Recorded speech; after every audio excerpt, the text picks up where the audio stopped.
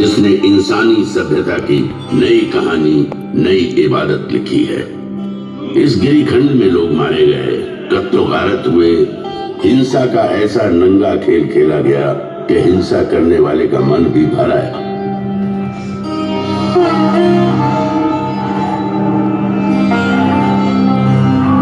हैवानियत के बीच इंसानियत फिर से पैर जमाने लगी। हिंसा के खिलाफ अहिंसा की मजबूत जड़ें पहाड़ी चट्टानों, अंधेरे जंगलों, उफनती नदियों और महासागरों को चीरती सरहद पार तक फैल गई। और इसी धरती से इंसानियत का नया स्वर इस गिरिखंड से टकरा समस्त विश्व में गूंज उठा। समस्त मानव मेरी संतान है। मैं अपनी संतानों के लिए क्या चाहता हूं? मैं चाहता हूं उनका भला, उनकी खुशियां, इस संसार में भी और इसके बाद वाले संसार में भी। समस्त मानव जाति के लिए यही कामना है। तुम शायद ये समझ नहीं सकते कि मेरी ये कामना किस हद तक है, और यदि तुम में से कुछ इसे समझ भी जाए तो भी तुम इस कामना की शिद्दत को पूरी तरह नहीं समझ सकते।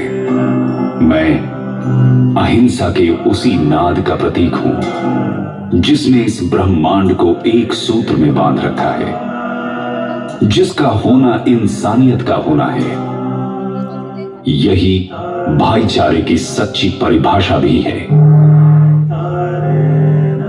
सम्राट अशोक की ऐतिहासिक कहानी प्रारंभ होती है उनके दादा चंद्रगुप्त मौर्य से। ईसा की चौथी शताब्दी का अंत एक बटी हुई राजनीतिक स्थिति के शुरुआत का समय था। देश, जन, विश्व, ग्राम, कुल और राज्यों में बटे हुए थे। अलग अलग प्रदेश, अलग अलग शासक, अलग अलग शासन व्यवस्था, अलग अलग कायदे कानून। समय आया ईसा पूर्व 321 का। 25 साल का नौजवान चंद्रगुप्त मौर्य। हालांकि राजा नंद के मुकाबले उसकी फौजी ताकत कम थी, लेकिन कौटिल्य जैसे गुरु की कूटनीतिक चालें नंद की फौज पे भारी पड़ी।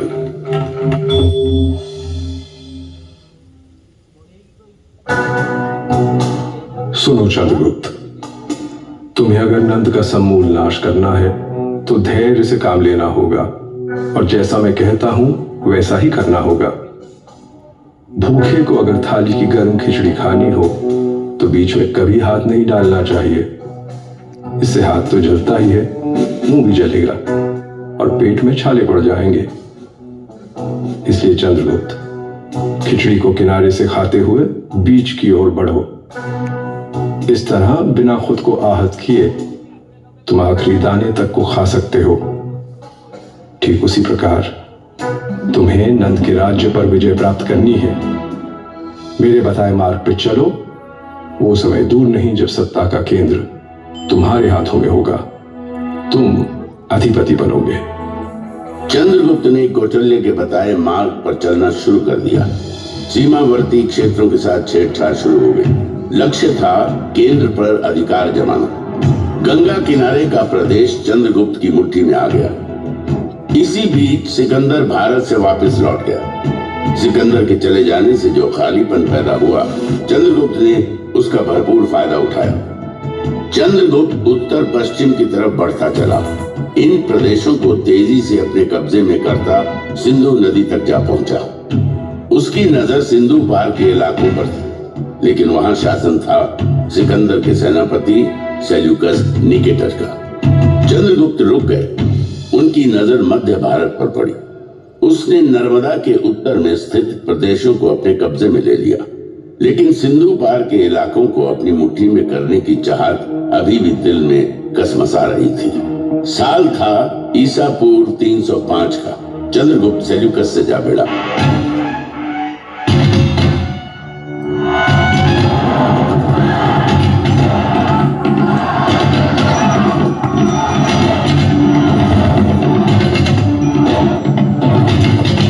लंबी चली लड़ाई में जीत चंद्रगुप्त के नाम हुई और उसने सेल्यूकस को हरा सिंधु के बड़े भूभाग पर कब्जा जमा दिया।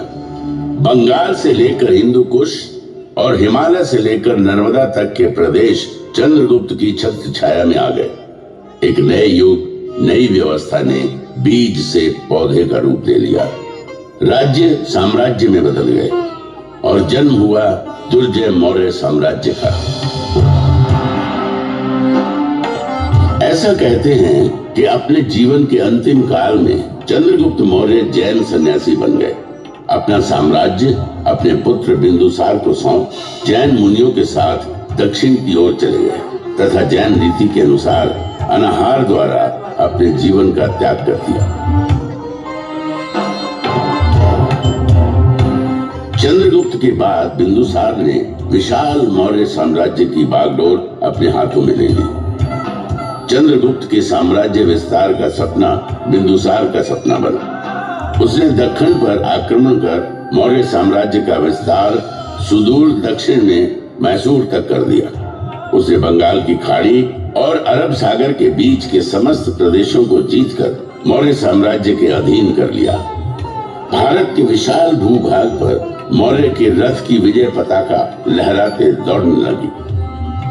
लगभग सारा उपमहाद्वीप मौर्यों के कब्जे में आ गया। सिर्फ एक क्षेत्र था जो अब भी उनकी पहुंच से बाहर था। वो था पूर्वी तट कलिंग। कलिंग आजाद अविजित था। उसने विजयी मौर्य रथों को अपनी सीमा में घुसने नहीं दिया था। कलिंग की सीमा पर अब भी कलिंग का ही ध्वज लहरा रहा था।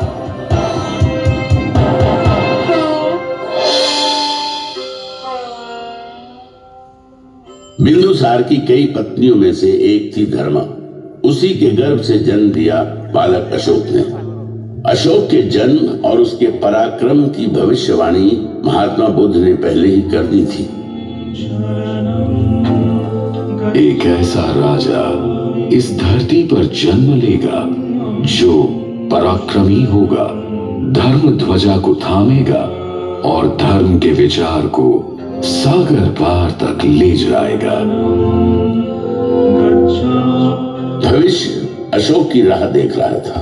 अपने कई भाइयों में छोटा अशोक मेधावी था। गुरुओं की बताई बातों को फौरन समझ लेता। शस्त्र चलाने का खेल उसे खूब भाता था। दुश्मन के वार से किस तरह बचना है, शत्रु को कैसे अपनी तलवार के नोक के नीचे लाना है, ये कला उसने बचपन में ही सीख ली थी। शस्त्र कला के अभ्यास में वो अक्सर अपने बड़े भाई सुसीम को परास्त कर देता था।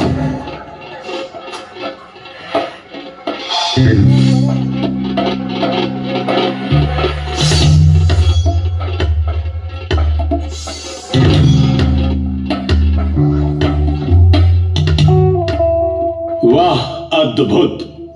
अशोक मेरे पुत्र, तुम्हारा भाई सुसीम तुमसे ज्येष्ठ है, उम्र में तुमसे बड़े हैं, लेकिन शस्त्र चलाने को तुम्हारी अद्भुत क्षमता और पराक्रम के आगे तुमसे छोटे हो जाते हैं। तुम दोनों मुझे प्रिय हो पुत्र। तुम पितामह चंद्रगुप्त के पौत्र हो, मौर्य साम्राज्य के भावी संरक्षक।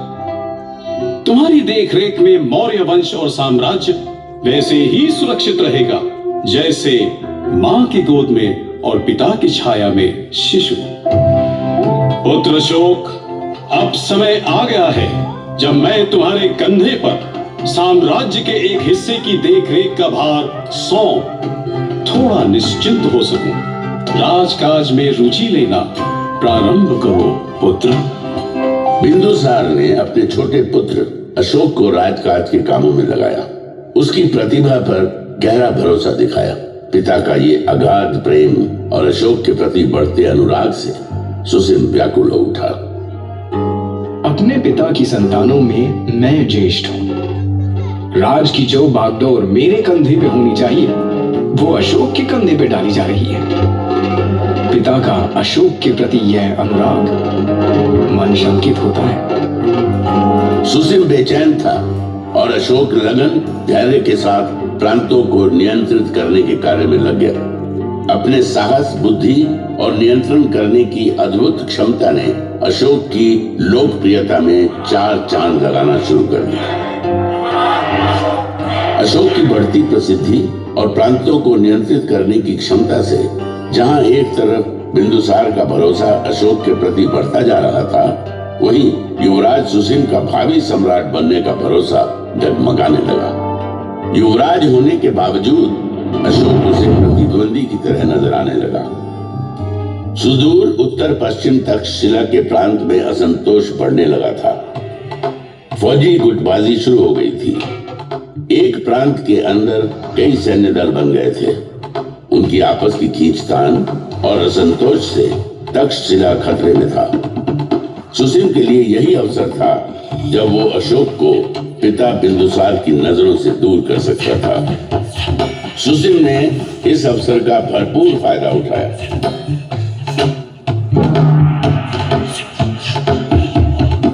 तक्षशिला में बढ़ती अशांति और असंतोष ने मौर्य साम्राज्य को संकट में डाल दिया है। तक्षशिला की रियासतें आपस में शत्रुता पाली हुई है। रियासतों के सैन्य दल आपस में लड़ रहे हैं। यदि इसे शीघ्र रोका नहीं गया तो वह दिन दूर नहीं जब तक्षशिला मौर्य साम्राज्य के खिलाफ विद्रोह कर देगा। पितामह चंद्रगुप्त के साम्राज्य की रक्षा करनी है तो तक्षशिला के विद्रोह को शांत करना ही होगा। हम भाइयों में सिर्फ अशोक ही ऐसा है जो इस विद्रोह को शांत कर सकता है। इसलिए मैं आपसे आग्रह करता हूं कि अशोक को यथाशीघ्र तक्षशिला प्रस्थान करने का आदेश दें। बिंदुसार ने अशोक को तक्षशिला में हो रहे उपद्रव और बढ़ रही अशांति को शांत करने के लिए तक्षशिला जाने का आदेश दे दिया। अशोक अपने बड़े भाई सुसीम की योजना से अनजान अपने दल बल के साथ तक्षशिला की ओर बढ़ चला। अशोक ने पाटलिपुत्र से तक्षशिला आज के सिंध प्रदेश तक की लंबी यात्रा तय की। अशोक की व्यवहार कुशलता, उसकी बहादुरी और राज चलाने की उसकी नीति से तक्षशिलावासी पहले से ही परिचित थे। अशोक के तक्षशिला आगमन को वहां के लोगों ने बड़े उत्साह और खुले हृदय से लिया।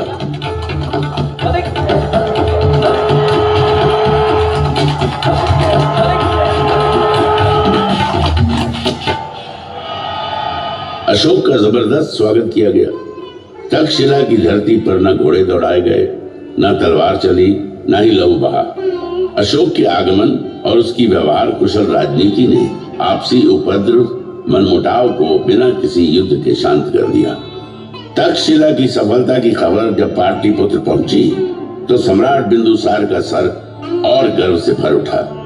अशोक के प्रति स्नेह, अनुराग और आस्था महाराजा बिंदुसार के हृदय में बस गई। यही सुसीम के लिए चिंता की बात थी। सुसीम को उसकी अपनी सत्ता हिलती नजर आई। अशोक को अपने रास्ते से हटाना सुसीम का एकमात्र लक्ष्य बन गया। सुसीम ने अशोक के खिलाफ महाराज के कान भरना शुरू किए। महाराज बिंदुसार को अशोक के विरुद्ध करने के लिए जितने प्रयोजन हो सकते थे सब किए। सुसीम युवराज था, मौर्य साम्राज्य का भावी शासक। उसका इस प्रकार सोचना बिंदुसार को चिंतित किए जा रहा था। सुसीम की बातों में भविष्य के खतरे की गंध आ रही थी। बिंदुसार ने अशोक को अपने से दूर भेज दिया। अशोक को देश निकाला मिल गया। क्रोध और घृणा से भरा अशोक अपने भाई सुसीम की योजना को भली भांति समझ चुका था। अपने हृदय में धड़कती ज्वाला को दबाए अशोक मौर्य साम्राज्य से बाहर निकल गए।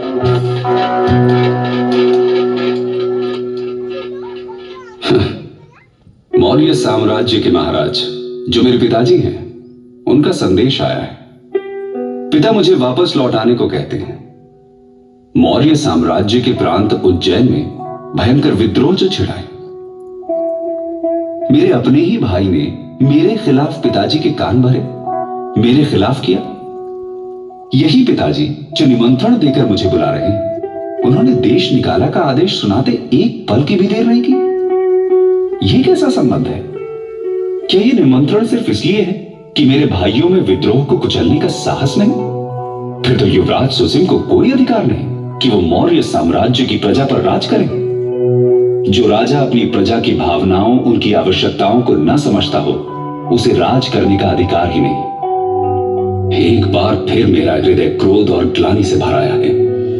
मैं जाऊंगा, उज्जैन अवश्य जाऊंगा। मौर्य साम्राज्य को मेरी जरूरत है।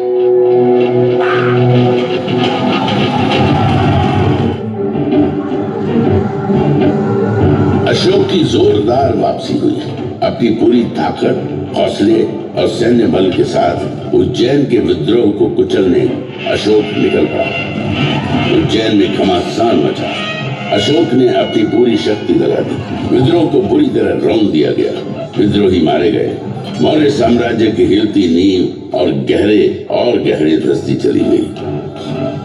उज्जैनी के इस संग्राम में अशोक को चोट आई। घायल अशोक के उपचार में वैद्य लगा दिए गए। इन्हीं में एक थी बौद्ध सन्यासिनी देवी। दिन रात अशोक की देखभाल में लगी थी। देवी के संपर्क ने अशोक का परिचय बौद्ध धर्म और विचार से कराया। धर्म का विचार अशोक के मन को छू गया था। देवी का अनुराग और उसका संपर्क उसे भाने लगा। आगे चलकर अशोक ने देवी के अनुराग और उसके प्रति अपने लगाव को वैवाहिक रूप में बदल दिया। अशोक उज्जैनी के प्रशासन में लगे थे। उधर पाटलिपुत्र में उनके पिता बिंदुसार बीमार मृत्यु शैया पर पड़े संघर्ष कर रहे थे। पिता पुत्र दोनों संघर्षरत थे। दोनों ओर संघर्ष था। संघर्ष था जीवन का। अशोक उज्जैनी के संघर्ष के विजयी योद्धा थे, लेकिन पिता बिंदुसार मृत्यु से अपने जीवन का संघर्ष करते हार गए। मृत्यु ने जीवन पर विजय प्राप्त की।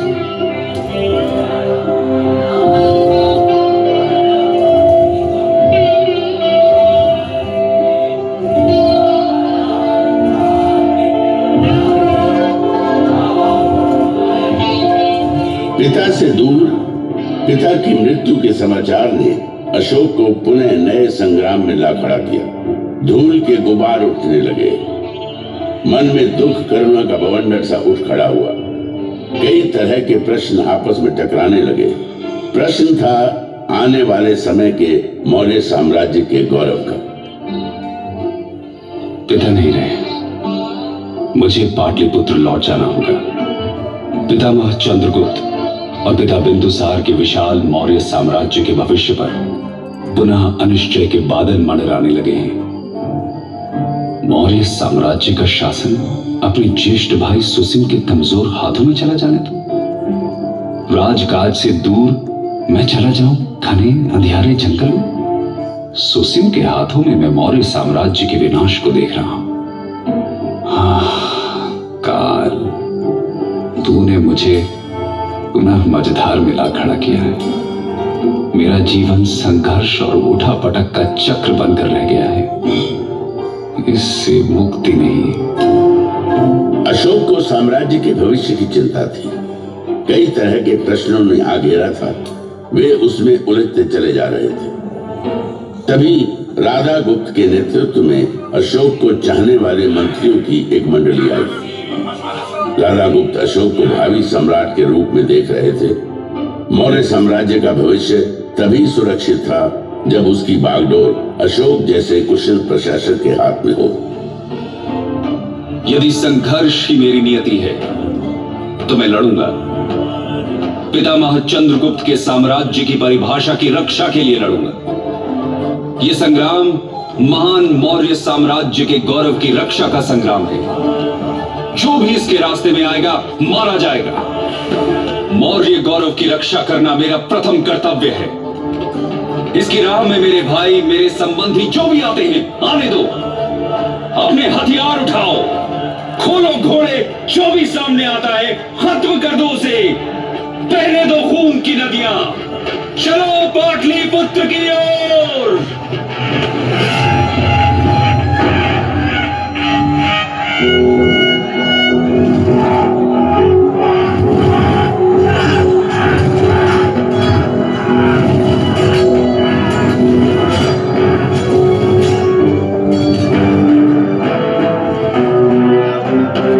भयंकर मारकाट मची।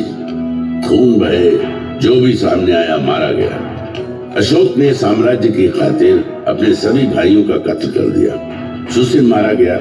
मौर्य साम्राज्य का गौरवशाली मुकुट अशोक ने अपने माथे पर धारण किया। जीवन संघर्ष ने अशोक के मोम जैसे हृदय को पत्थर सा बना दिया था। इस हृदय में दया नहीं थी। करुणा का कतरा कतरा सूख चुका था। पाटलिपुत्र की गद्दी पर बैठने के साथ ही अशोक ने साम्राज्य विस्तार के लिए एक के बाद एक कई लड़ाइयां लड़ी। युद्धों का ये सिलसिला लंबा चला, लेकिन एक प्रदेश अभी भी था जो अशोक की पहुंच से दूर था। वो प्रदेश था कलिंग प्रदेश। कलिंग अभी भी उसकी पहुंच से दूर था। कलिंग नरेश राजा अनंत चंद्रभान की जय।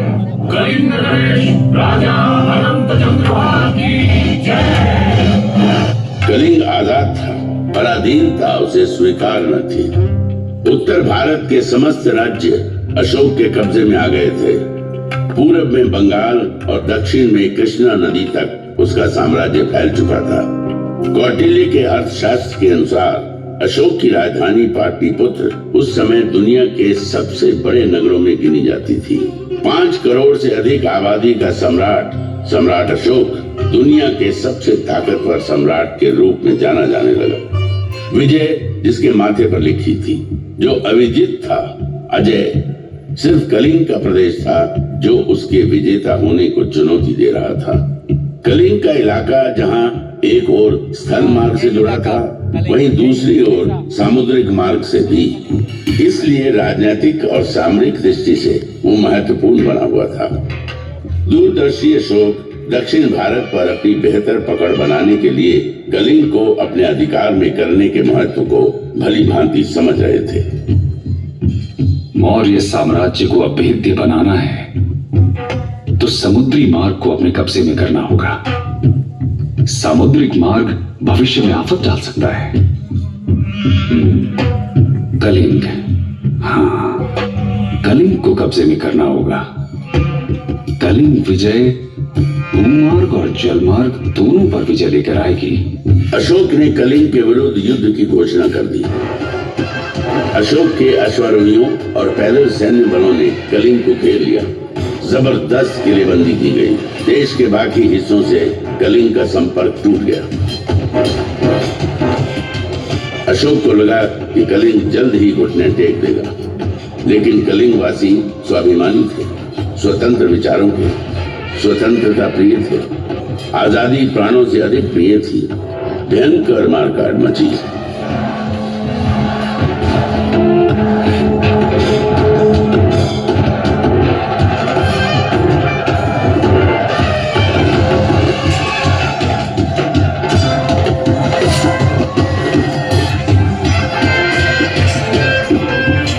कलिंग का यही प्रदेश संग्राम का केंद्र बना।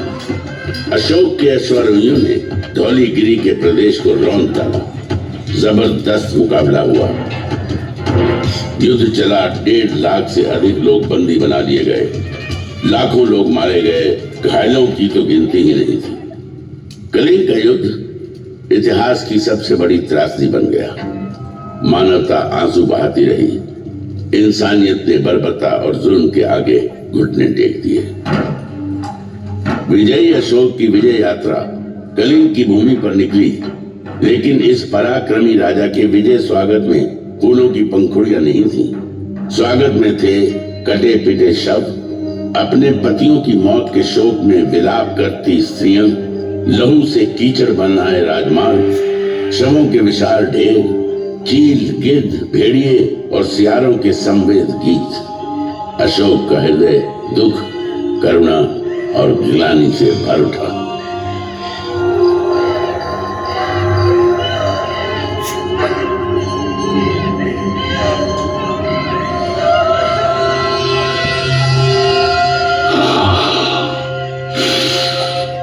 ये मैंने क्या कर दिया?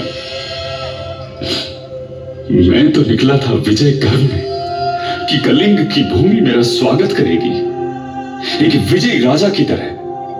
फूलों की वर्षा, चंदन और कुमकुम से मेरे माथे पर तिलक होगा। अरे मेरे कर्म, मेरे मस्तक पर तिलक की जगह रक्त रंजित कीचड़ पुता। मेरे स्वागत को पीछे मुर्दा शरीर, कटे हुए मानव अंगों के ढेर, सियार और भेड़िए गा रहे हैं विजय गीत। वातावरण में सिर्फ दुर्गंध, मुर्दा शवों की दुर्गंध। क्या यही है मेरी यश भूमि? यही है मेरा पराक्रम? यदि विजय है ये, तो पराजय क्या? ये विजय है या पराजय? न्याय है या अन्याय? ये वीरता है या कायरता? क्या निरपराध बच्चों और स्त्रियों की हत्या ही वीरता है? मैंने जो किया है, क्या यही है मेरा साम्राज्य विस्तार और सहिष्णुता? किसी के पति मारे गए, किसी के पिता, किसी के बच्चे, तो किसी के घर पर हुआ हमला। मुर्दा शवों के ढेर थे। क्या किया मैंने? ये विजय प्रतीक है या पराजय की बू? ये मंडराते गिद्ध, चील और कौवे संदेश वाहक हैं उस दुराचारी की मृत्यु के जिसने ये कर्म किए। प्रभु, मुझे शांति कहां मिलेगी? मेरे प्रभु, अपनी शरण में ले लो ईश्वर, अपनी शरण में ले लो, मुझे थाम लो। प्रभु, शांति चाहिए मुझे, मेरे प्रभु, शांति चाहिए।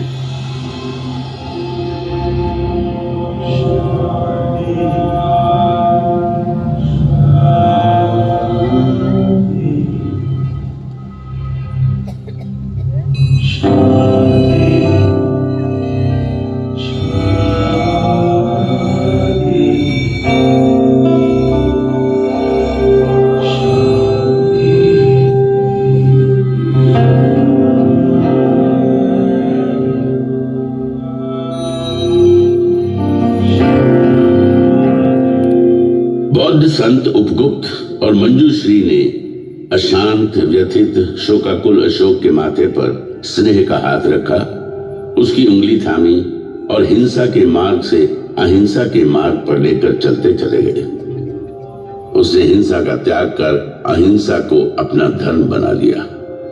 अशोक बुद्ध के मार्ग पर चल निकले और कहे गए देवन प्रिय, देवताओं के प्रिय, प्रिय दासी।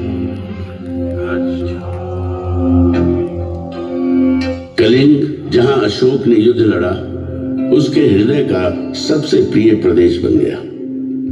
धौली की जो दया नदी रक्त से लाल हो गई थी, उसी दया नदी के तट पर बसे धौलीगिरी में अशोक ने कई चैत्य और स्तूप बनवाए, शांति संदेशों के स्तंभ खड़े करवा दिए। कलिंग के ये शिलालेख मानवीय समाज, न्याय और आदर्श की बात करते हैं। अशोक ने धम्म के विचार को अंगीकार किया। अहिंसा ही उसका मार्ग था। इंसान ही नहीं, पशुओं, जीव जंतुओं की हिंसा पर भी रोक लगा दी गई। शाकाहार का विचार दिया। जाति पाति के भेद खत्म कर दिए गए। लोक कल्याण और जनहित उसके शासन के मंत्र बन गए।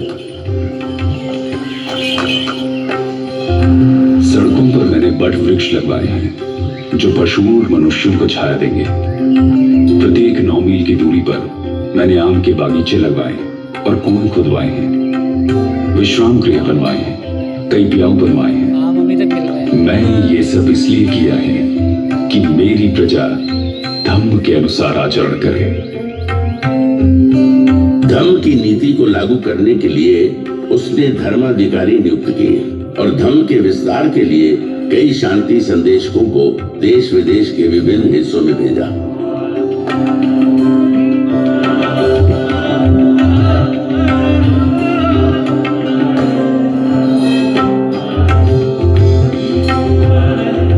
Sri Lanka, Nepal, Thailand, Egypt, Syria और मैसेडोनिया के इलाकों में अशोक के शांति दूत अहिंसा के विचार को लेकर गए और बुद्ध के विचार का प्रसार किया। लगभग 40 वर्षों तक साम्राज्य का संचालन करने के बाद 232 ईसा पूर्व में महान सम्राट अशोक ने देह त्याग दी। अशोक के शांति संदेश उसकी राजनीतिक समझ की गौरव गाथा कहते नजर आते हैं और आज भी अंधेरे में रोशनी फैलाने का काम करते हैं। संभवतः अशोक दुनिया का पहला ऐसा सम्राट था जिसने साम्राज्यवाद के विचार को लोक कल्याण और जनहित के संदर्भों में समझा और उसे लागू भी किया। हिंसा के विरोध में अहिंसा के बौद्ध दर्शन को जन जन तक पहुंचाया। धौली में अहिंसा का प्रतीक स्वरूप एक बौद्ध स्तूप और एक हाथी का स्वरूप यहाँ बना हुआ है, जो अहिंसा के उसी विचार का प्रतीक है। मेरे नाद में महान अशोक का नाद भी मिला हुआ है। मैं नाद हूं शांति का।